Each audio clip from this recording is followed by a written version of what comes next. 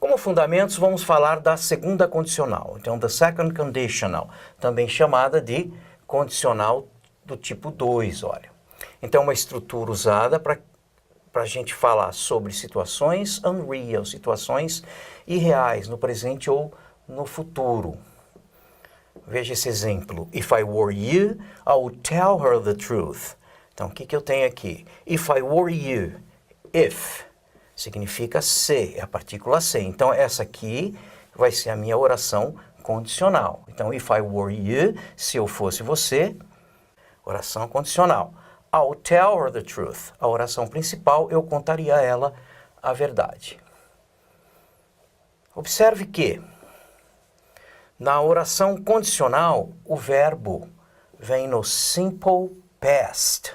Simple past. E na oração principal, ele vem no conditional, que é o futuro do pretérito, que é o would, mais o infinitivo aqui do verbo, sem o to, né? Então, por exemplo, para o verbo ir, go, would go, iria.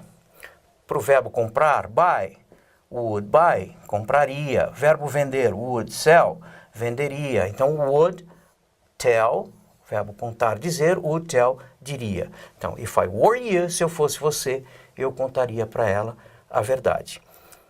Agora, observe aqui que o to be no passado, depois de if, que é o verbo no subjuntivo. Então, to be no passado, depois de if ou de wish, é o were para todas as pessoas. Não importa se é he, she, it, que normalmente seria he was. Se você tem aqui o if, então não vai ser if he was, vai ser if he were. Então, if she were, if I were, da mesma forma que fizemos com wish e vimos em aulas anteriores. Então, I wish I were, if I were. Então, aí no seu livro traz a estrutura da second conditional. Como a primeira condicional, a segunda condicional é composta de duas orações. A if clause, que seria a oração condicional, e a main clause, que é a oração principal.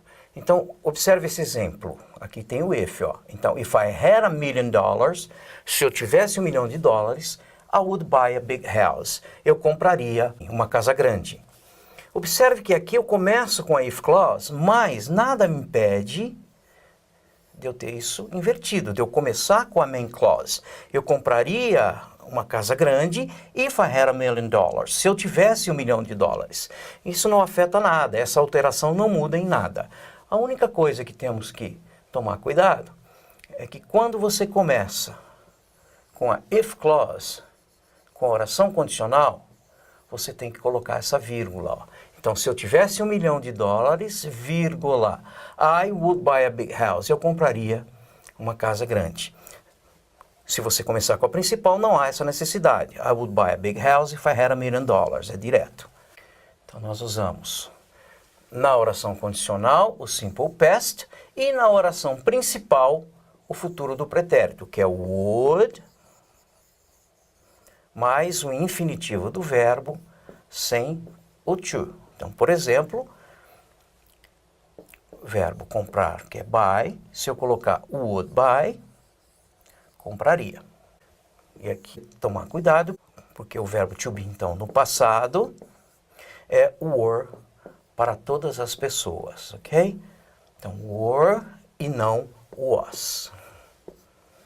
Dando sequência, traz aqui alguns exemplos e ele deixa claro que nós usamos a segunda condicional para falar de coisas irreais, impossíveis ou cuja possibilidade de acontecer seja muito, muito pequena. Então, por exemplo, olha, eu tenho aqui, if I were you, I would drive more carefully in the rain. Se eu fosse você, eu dirigiria com mais cuidado na chuva. Se eu fosse você, acontece que I'm not you, eu não sou você. Essa é uma situação irreal. Então, nesse caso, eu estou usando a segunda condicional. No exemplo de baixo, a Paula would be sad if Jen left. A Paula ficaria triste se o Jen partisse. Aqui eu estou partindo do princípio que Jen não partirá, ou seja, a possibilidade disso acontecer é muito pequena, não vai partir. Isso não vai, it's not gonna happen, isso não vai acontecer. E um terceiro exemplo, if dogs had wings, they would be able to fly. Se os cachorros tivessem asas, eles seriam capazes de voar. Ou seja, os cachorros não têm asas, isso é impossível, ok? Então, quando usar the second conditional para falar de coisas, de situações irreais, impossíveis ou cuja possibilidade de acontecer seja muito pequena.